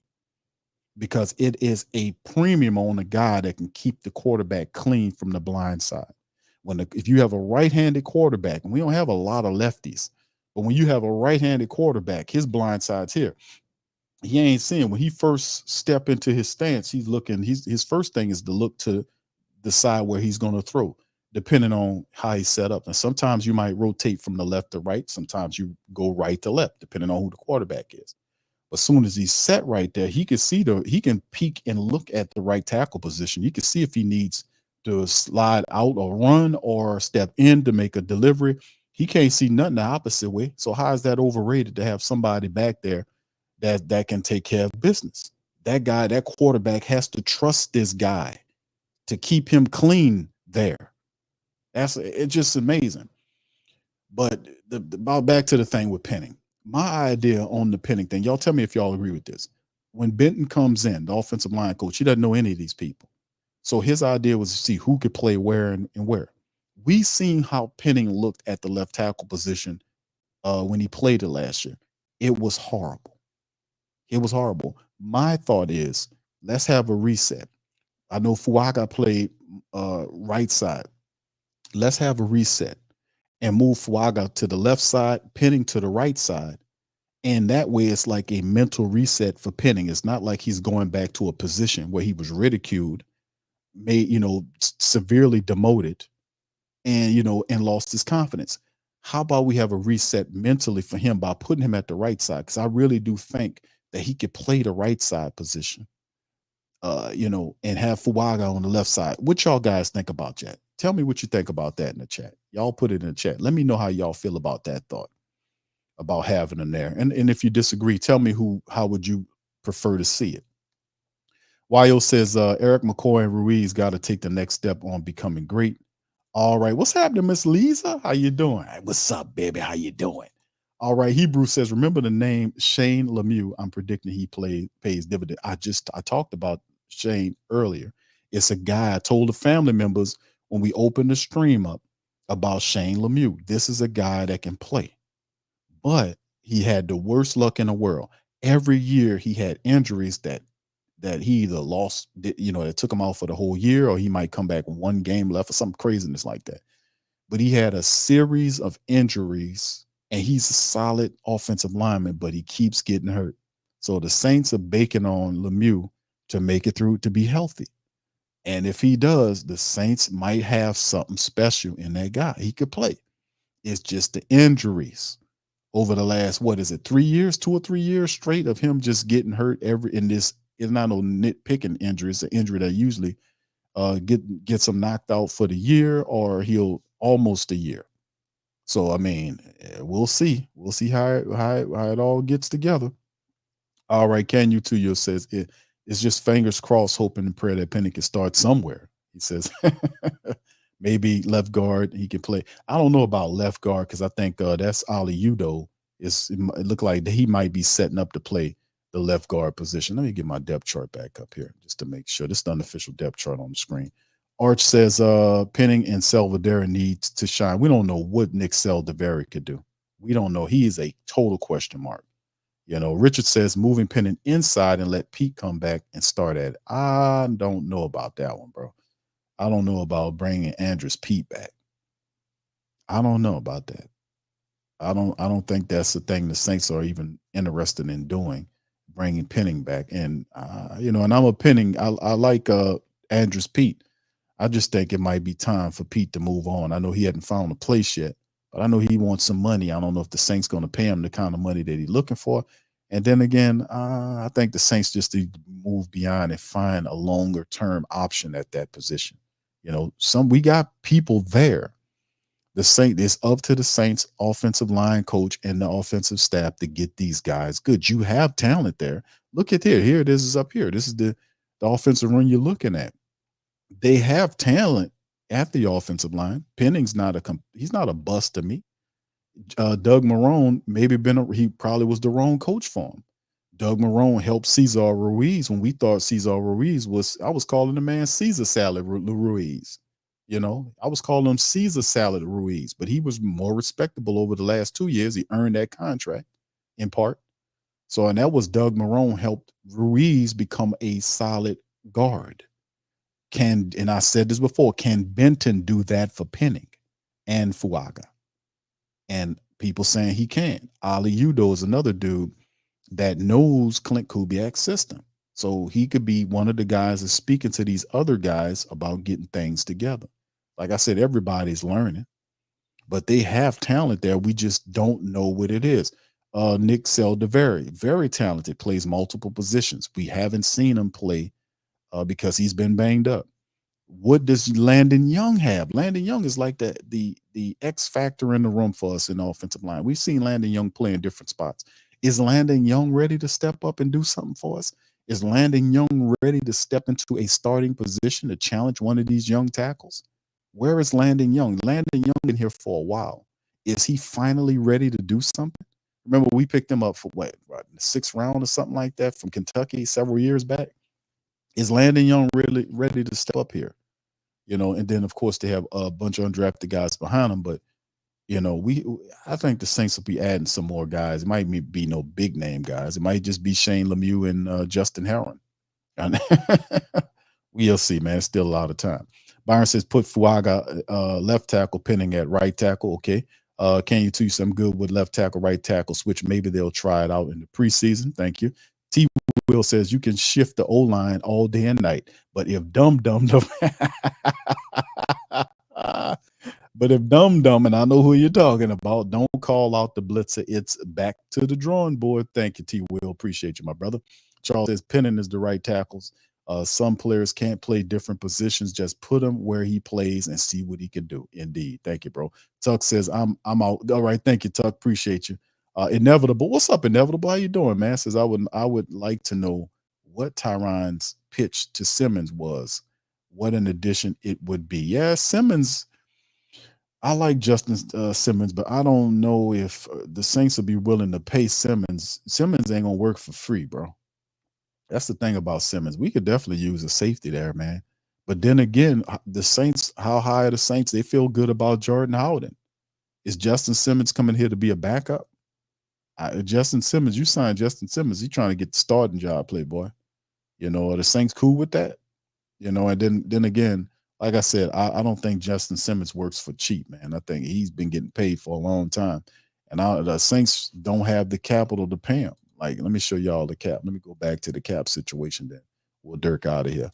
But here it is right here. This is the cap situation for the Saints at right here currently. And that's before they sign any of their draft picks. So we'll see how it all goes, fam. It's a lot going on. All right. So anyway, Brother Travis, how you doing, man? Shout out to you. Richard says Doug had a part in Penning's failing. Penning went all offseason in training camp with no competition. And the first 5 games of the regular season, they had no clue he was struggling. I mean, how is that even possible, though, Richard? That's the crazy part about it when we kind of get at these people. Elvin Kamara said that. He was like, where's, guys were false starting and doing all this other stuff, and nobody wasn't saying nothing. How you not saying nothing? The guy's false start, pre-snap penalties and all this. Nobody gets fussed at. And that's why you see how garbage time the Saints offense was. No accountability, milk toast ass coaching. And it showed, so hopefully Clint Kubiak brings that stress approach that he talked about to practices, because I would love to see that, to be honest with you, to have them guys stretch the hell out and plan with ferocity in practice so that when game day comes, they playing smooth. Nothing other team could do them could stress them. Nothing. They practice in high stress environment, and when they get to game time, it's smooth and easy. It's smoother and easy to them, even though high stress game. That might be something Willie Green needs to adapt. Willie Green, you need to adapt high stress practices, man. Take together and togetherness and love and whatever that shit is you got on side the walls in that practice building. Pull all that down and put more aggressive wording up there, man. Because your team played weakly, man. I'm sorry to jump on the Pelican shit, but that just reminded me, thinking about, putting all these names and all this up there. You got to have a certain ferocity you got to play with. And while you talking about togetherness and love and all this other, these other passive emotional words, them other people just running you through the ringer. We need that. He needs to have more of a high stress practices, man. That works, because when you get into the meat and potato areas of the game. You know what I mean? The fine moments of the game where a guy needs to make a play and the defense is coming to stress you. You're not falling apart because you've been there. You know, we practice for the stress. We practice. We had game time. We had game situational awareness where we know what we need to do in the crunch. That's the high IQ moments of the game to know to go to a spot where I need to be. This guy needs to, knowing the tendencies of the players, knowing that I need to drive this guy right because he likes to go left. He favors his left hand, that type of stuff, understanding that and playing with that type of intelligence and playing with that type of temperament. You know, we need to, maybe that's something that they can adopt, man, to be honest with you. Thank you, Rich. This kid says Q ain't nothing changed about DA. So why should we think this team will fight for him? No one respect him. Half the team do respect this guy. Brother Rich, thank you for the super chat. I think half the team do respect Dennis Allen. I think half the team respects him. I don't think the whole team disrespects him, but I think there's a lot of people that don't respect him. You know, and it's a fractured room. In many cases, that's what Mike Thomas was speaking about. That's what Matt Lattimore had issues with him. Guys don't like guys, and it's his damn fault. It's his damn fault for what he does. Stop coddling Carr. Stop being so freaking off code. You know, when he threw his team under the bus, that was some weak bullshit. And I'm pissed off that Mickey Loomis, who's also weak, didn't call him out for that. Whatever this guy does, they just protect each other. And that's bullshit, man. That's why it's like the team is fractured for a reason. It's cause and effect. It's basic logic. Things happen for a reason. It just didn't happen. The guy just didn't say all of a sudden, I don't like this guy, or I don't want to be anymore, whatever the case may have been. Or, you know, and Michael Thomas tweeting, well, Michael Thomas tweeting, and the media makes it about him tweeting, well, you don't do that. That's bad for the team, while not saying anything about what Dennis Allen is doing. You want to talk about what Mike did on Twitter, which is harmless, versus what DA does when he threw his team under the bus. I don't care whether or not if they ran the play, they were wrong for running the play, but he was wrong for telling the world they did it. We should have never found out about that until well after into the offseason. Should have known about it. There was no need for him to go run up to the podium and then blab his guts to the world. Well, I didn't tell him to do that. They did that on their own. And he has a right to be mad and then apologize to Atlanta. That's doubly worse. You know, so that's why people are like, man, what is this? What's going on here? And then Mickey Loomis don't even open his goddamn mouth to criticize it and say, hey, man, listen, I don't approve of what he did. I had a talk with Dennis. I told him that's not how it goes. He's so off code and back ass that he didn't even talk. See what I'm saying here? It's a thing about how to handle people and what you do. It's a code in that locker room. Them guys are conditioned. I say condition. I use the word condition a certain kind of way because a lot of us have the same type of conditioning. If you was an athlete and you played, whether it's in high school or college or whatever, all those systems are the same system because it kind of breeds you to a certain way to get you ready for the highest level if you're going to get there. And the conditioning is to understand team-based principles, team-based concepts. There's no guy that's as part of the team that's higher than the team. That type of stuff.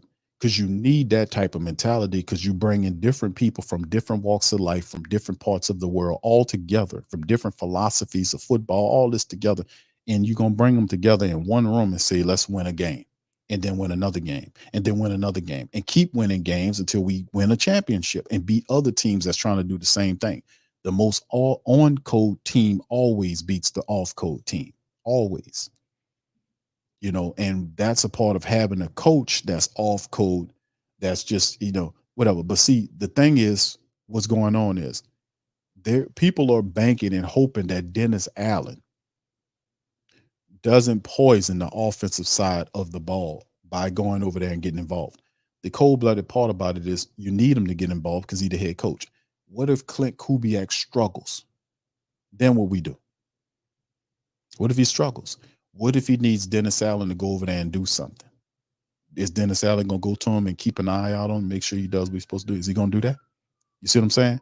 That's a part of, being a head coach in this league. He has to be a head coach to get that. So it's a lot of stuff that we want them to win, but most of the times teams don't win despite their coaches. I'm going to keep it $115, which most of the times teams don't win despite their coaches. Now he got 9 wins. All he needs is one more win, Q. Man, listen, fam. I'm just saying at the end of the day, he has to be better as a head coach. And each year, is he getting better as a head coach? Same damn question I ask every offseason before the season get going. I ask the same question over and over again. Is Dennis Allen getting better at a head coach, as the head coach? Is he getting better? And what I mean better is he learning to be more of a better motivator? Is he learning how to be an actual head coach as opposed to be a defensive coordinator that's just has a head coach title? It's a difference. There's a difference between a head coach and a defensive coordinator with the head coach title, which is he's the second one. He's a defensive coordinator with the head coach title. He's not a head coach because the head coach would allow his defensive coordinator to call plays while he oversee the entire team. He's not going to do that. He wants to call plays.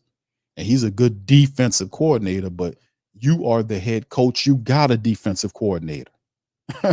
You can't be two defensive coordinators, right? So, like I said, man, we just have to monitor it. The team that we looking at him, he's going to lead the offensive line, and it's really on Clint Kubiak to get the offense together. The defense is cool. I'm gonna ask you all this final question, and I'm up out of here. Have we ever seen a system before? And I'm just the great saying think tank. Have we ever seen a system before? Y'all name it, where you had a head coach that was a defensive coordinator, former defensive coordinator that became a head coach, still calls plays, that allows his offense to do whatever it's do, and it has tremendous success. Did they ever have a situation like what the Saints are doing right now? I mean, exactly. Not like, but exactly. Let's change that to exactly. Was there ever a system before in the NFL's history that was ran like we got it right now with the defensive, with the coach, strictly about defense, handling the defense, and passes the offense to another guy and say, here you go, you run it, and I'm gonna just run the defense, you run the offense? Have we ever seen that in the NFL? And I don't want to hear about it unless it was a championship. Have they ever won a championship doing that? Did they ever win a championship doing what the Saints are doing right now? That's what I'm asking you. Is there any way we can link to that? Did we ever see that before? What the Saints are running right now, did we ever see that win a championship? That's the question I'm asking y'all. Did we ever see this before? Did we ever see what they're doing win a championship? I'm throwing that out there to the family. Did we ever see that before? Y'all answer that. I know I got y'all. That's a pretty good one right there. That's a pretty good Kevin, I see you. All right. Yeah, you're not, hold on now, Kevin. No, you're not qualified. You're not qualified. Let me tell you. I told you guys, you're not qualified to talk about Dennis Allen. You can't talk about my goddamn coach. Let me tell you something. You're not good. You're not qualified. Well, how you get qualified, Mickey? What we need to go? Well, I'm glad you asked it. You got to call up the Saints facility, and there's a special department. And then what you do is you say you want to be qualified. And then there's a Mickey Loomis qualification form. You fill it out. And, of course, on that form, there's a waiver. You're not allowed to criticize Dennis Allen. Then you're qualified. Oh, okay. How much does that cost? Each? Well, I'm glad you asked that. Each qualifier is $150. Oh, okay. Mickey's issuing out the certifications for those who are qualified. It's $150. Yeah, and to pay it directly to Mickey Loomis. All right. So what y'all think? Did y'all ever see that before? I'm asking the question, man. I want to know. All right. Yeah. Okay. Richard says Atlanta was almost there. 28. Oh, no, don't. Let's not put them up there. Platinum Edition says, Q, what are the chances we land Simmons? I feel it's a good chance. I mean, it could be, bro. I mean, it depends on how much money Simmons wants. I mean, that's the sticking point, man. And what are the Saints willing to pay it? I mean, he doesn't want to play for cheap. He doesn't play for cheap. He wants to make some money. And Saints have $7.7 million, almost $7.8 million.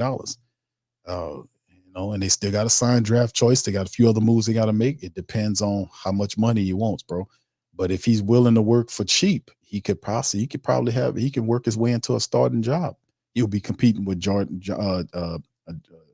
Howden for the job, because I know he's not going to.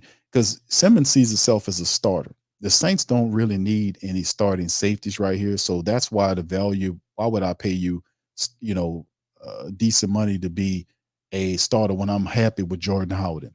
And I'm saying I'm approaching it from how they look at it. Like we feel good about Jordan Howden. We picked him. We think he'll be the future of the safety position. I think it in their minds, it might, uh, mess his development up if we bring in a veteran for 1 year and depending on how much they're going to pay him just to compete there next to Tyrann Mathieu. We got Jordan Howden. He beat out Marcus May. He's our guy. Tyrann's our guy. If Jonathan wants to play for us, let him play for cheap. And this really, I don't think he wants to play for cheap. So it's those two things we're looking at. Oh yeah, I'll tell you, you got to come over here. All right, Kevin said, meaning kissing Loomis backside. Well, hold on now. I ain't say anything about that, Kevin. You're putting words in my mouth. I didn't say a lickety split word about kissing backsides. That's just absolutely unbelievable. That's terrible. I didn't say anything about that. I strictly said, I was saying that you call the Saints number. There's a department. You call up there, and you get your qualifications. And you can't go to the games. It's only good to talk online. It costs $150. And you can't criticize Dennis though. That's a part that's on there. You got to sign that. All right, Dre says maybe it was Bill Belichick. I don't know, bro. We need to figure that one out, bro. We have to figure that out. We got to figure that one out because I don't know. Has this been done before? We need to get the researchers at the Great Saint Think Tank to dig into this question I'm asking because we should have been asking this question 3 years ago. We got some intelligent people up in here. I want to know what the Saints are attempting to do right now, which is you got your head coach who operates strictly as a defensive coordinator over the defense, allowing total autonomy to the offensive coach to run the offense his way. And he'll have minimal input on it, just like he had last year. He didn't do nothing to the offense until the year was over with. The Saints missed the playoffs and he needed a scapegoat and he fired Pete Carmichael. That's what the hell happened. He didn't do nothing. He stood up there and coddled them and protected them. He didn't go over there. People was telling him he needed to go over there and make changes. He needed to switch up lineups. He lied several times and said he was going to make changes, and the changes never came. And the next thing you know, your team missed the playoffs. He's standing at the podium talking about he's pissed. And I was the one that was pissed after. Go back and listen to the show. I was like, you got to be kidding me. The whole damn year, we were standing up here, sitting up here, yelling and spitting and spewing and telling these people, you need to change this, you need to do that. This is stupid. This is not working. And the whole damn year, Mickey Loomis sat up there and said, "Oh, that's negative noise. That's not you're not qualified." He literally said, "You're not qualified." He said that. See, Kevin joking about it. But for the people that don't remember, I covered it. I tore him up in here. And we had him all out of his body, man. Mickey was having out of body experiences. He was floating up above himself, watching himself act crazy. That's how bad that we had Mickey Loomis tore up, chewing gum and eyes bucking and bulging, face flushed. He was out of his mind. That's because of the pressure. That's what pressure do to you when you're not used to pressure. That's what pressure do to you when you're not used to it. That when you thought you was gonna sit in that ivory tower over there and not feel no pressure and just sit up here and collect and collect and collect. Oh, well, they don't pay for whatever we give them. Well, I know. I tell you, no. We're not gonna play that game. That's what pressure do to your ass. That's what pressure do. And I'm gonna continue to apply the pressure. He got that comfortable shit from over here. I was saying that the whole season. I say this dude is big, fat, and comfortable. The Saints are a fat cat.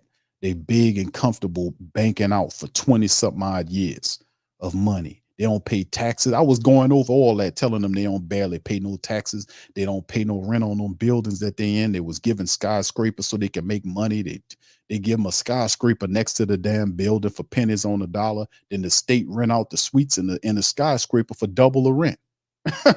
I know all of that because I researched it. It's not just about football with me. I know the economics all about the Saints, all around the Saints. So when I talk about them, I know what I'm talking about. So when I start hitting them with that real, it's hard to run when you come because I know what I'm doing. But that's what I'm saying, man. It's like when you seen all that happen, man, I was like, man, this don't make any sense. But the question I'm saying to you guys about this system is, has this been done before? And if it has been done before, has it led to a championship? Has it been where you got an offensive coordinator with total autonomy over the offense, a coach that's a head coach that's operating the team that strictly want to stay on the defensive side, don't want to touch the offense, just hire a guy to do it? Has this style of system worked? And if it's worked, did it ever lead to a Super Bowl? That's what I'm asking you. And if not, then why are we doing this? And you would think for a second that they would know, that try to go and research to figure out, is this a feasible way to do anything? That's what I'm asking, because I don't know. I don't know if this should have been something people asked 2 years ago when he came on the scene. I don't know. All right. Soulfinger says Q you. Yeah, always. That's when you listen to Mickey Loomis family. I done played these people so damn much. I got them down, especially Mickey Loomis. Nobody don't do Mickey Loomis. Nobody ain't care about doing Mickey Loomis impersonations. He wasn't popping like that. He wasn't popping like that. Then one day I listened to him so much and I started getting his cadences down, the way he talk, how he winds his words. And they said that he's not very what was the word the guy told me? He's not very amused at my impersonations. Well, guess what? They're not for your ass. They're for me and the Who Dat Nation. We love joking about that. Okay. You know, they're not for you. If you happen to enjoy it and get value from it, fine, but they're really not for your ass. They for us. Richard says Quinn has set up in Washington. We'll see.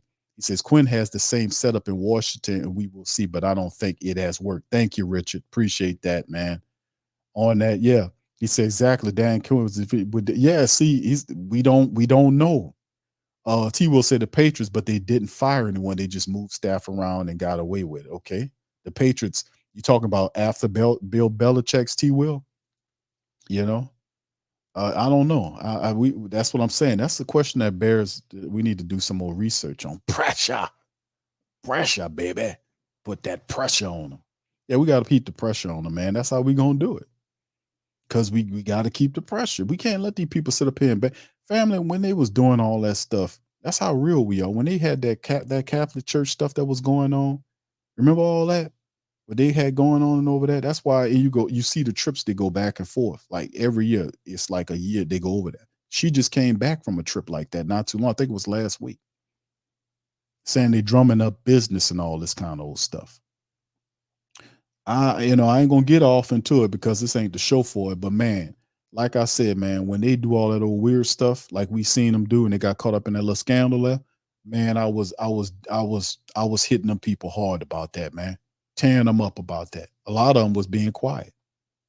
A lot of them that's how you know who getting their bones, that to be quiet about shit. A lot of times, man, you got to tell the truth, shame the devil, man. All right, T. Will says Mickey is setting the perfect trap for Dennis Allen, signing the coaches and players he wants. So if he fails this season, really no excuse. It's obvious that Dennis is the problem. Indeed, bro, I agree wholeheartedly with you on that. Mickey Loomis, and really people are firing at Mickey Loomis because Mickey Loomis stood in front of Dennis Allen and protect them irrationally and not logically. He started saying, if you're going to protect somebody, give some receipts, some real facts. Don't stand up there and compare Dennis Allen to Bill Belichick and Bill Walsh and some of the greatest coaches that ever existed. You can't. That's not fair to Dennis Allen. But if you out of your mind, you will conjure up craziness like that, and then it just makes you look uncentered, crazy, and out of it, and just totally ridiculous, which is what he looked like, chewing that gum, talking crazy. But we had him out of his body. That's what pressure do to you. Pressure gets you out. You're in that ivory tower, man. Y'all need to get back to the street. Put your ear to the street. Start listening to the people that's supporting the team. For real. And that's what I told Gail. She needs 2 advisors. Gail needs 2 advisors. She needs 2 advisors because the people that Tom Benson left to take care of the team, they're not giving her the real. They're taking advantage of her. For real. She needs to get 2 advisors, 1 advisor that knows football, like has been an executive before, that knows football, that could possibly been a former player that knows ball at that level and doesn't come from the circle where in the Saints culture, comes from outside the circle. And he or she is loyal to Gail. So that person goes and keeps all the information, then brings it back to Gail. You see what I'm saying? That person is only loyal to Gail and giving her the real, not to the circle boys. And the same thing about the Pelicans. She need one that can do that with the Pelicans. And they come back, they report back to her, and they give her the real. And that is what she listens to. Those are the two people she listens to outside the culture. That way she can get a real view of really what's going on, as opposed to a bunch of yes men telling her, yes, look at these balance sheets right here. We're doing terrific. Because every year over the last 3 years, she made $1 billion more, according to Forbes. Every year was an exact $1 billion. It was 6, and then it was 7, it was 8, all this kind of old stuff. $1 billion a year. But the team ain't make the playoffs in 3 years. But is she making more money? Well, that's tied to her holdings and cars and all that. Listen, she getting paid with the car dealerships, but the real money is the teams. That's where the money is, the teams, and the deals behind the teams. Well, you have to pay them taxes. You can imagine how rich you would be if you didn't have to do that. So I mean, it's a lot of sweetheart stuff going on, and that's why I rock at, man. I keeps it real deal Holyfield. A lot of people don't want to talk about that because they don't know about that kind of stuff. Rose says, can't say that you see him watching Big Q, so the mob boss put horse in your bed. They're not going to be mad about that because they don't think that we can do anything about that to stop them. They ain't worrying about what I'm saying, man. But as long as you listening, I know you're going to have an impact because what I'm saying is the truth. That's how it go. Pelicans notices you got him with the gum. He was out of his body, man. We know that. What's up, T Dirty? Says, yeah, I like the undrafted tight end we got. He looks like a baller. Yeah, a hulker. Yeah, it's a good dude there. T Dirty says, Mickey Loomis wasn't chewing gum. That was spackle. Oh, that's just disgusting. Yeah, man. We all know, and I asked y'all that. Remember that, Lisa? When I asked y'all that about the gum, I was like, it wasn't ever a situation if y'all was coughing. Did y'all use gum to stop from coughing? And y'all was like, hell no. I was like, okay, thank you for verifying that. Soul Faker said you're right about that, Big Q. He was crazy than a horse rat for saying that. How can he compare DA to real coaches? He was desperately trying to stand in front of DA to catch the bows and arrows. He thought he was doing something to protect his coach, but you don't do that when the coach is at fault. You don't stand in front of the coach when he's failing and he's losing. And when you need to be holding him to accountability, you're standing there protecting them and coddling them. That don't help your team. It makes him look weak. And he is and no disrespect, he's a weak coach. We know that he knows he's a weak coach. He knows that. He knows he's not, man, not no alpha dog, man. We know that. We know that. We can see how you coach. We see how you talk, how indecisive you are. How when he is looking down when he talking and all that, man, you ain't no leader, man. Where you gonna lead people to? You can lead these guys through a successful picnic. But in the end, I'm not gonna go into it, man. We're gonna see what goes on there, man. But at the end, man, all I can say, man, is that in the end, I want to see, has this worked before? Has there been a situation in recent history where the type of thing that the Saints are doing, where he leaves the offensive coach alone to run the offense the way he is, did that ever get us a championship? A couple of family members had threw out some recent examples, but it had no results. So we don't even know if this is a thing that's going to actually work. This is just it's practice. It's an experiment to figure out how we going to go. But it can win if the coach that he bringing in, it's not hard. We just got to learn how to run the ball, man. Take care of the ball, run the ball, play action off the back of the run. If we can do that, we might have some success defensively. I think he coaches a good game, but I don't know if using this exact thing will work. That's why I kept saying Dennis Allen needs to kind of elevate up to head coach level in full and let somebody else call the plays so he can concentrate on the other areas of the team. Like if the offense, if Clint Kubiak needs another offensive lineman, get him whatever he needs. Go tell Mickey Loomis we need to do this, we need to do that. Get him whatever he needs within reason to make the offense work. That's what I'm saying. Like I understand, me personally, I do like Chase Young. I like Willie Gay, but I would have approached it a little bit differently. I would have been going after the offense, like getting Clint Kubiak off top knowing, listen, man, what do you need? Well, listen, I need this and I need that, and getting him offensive pieces because the offense needs more help than the defense. The defense got, they got Chase Young, they got Willie Gay, they got today they got Will Harris. They've got people like, if I had to poll the Who Dat Nation, which unit is stronger, you would run away with it and say the defense is stronger than the offense. We needed to put more resources through free agency and the draft toward the offense to elevate that, because without an offense, we can't win. We ain't gonna win nothing. We're not gonna win. But so we're gonna count on a lot of young people because of bad money making decisions. Thank you, Mickey Lomas. Cooking the books and kicking the can, not the C-19 stuff like he told you a couple of weeks ago. Well, C-19, that was the problem. When C-19 hit, that kind of really kicked our butts. A quick question: a guy in the back with the blue hat. Yeah, Mickey. How long ago was C-19?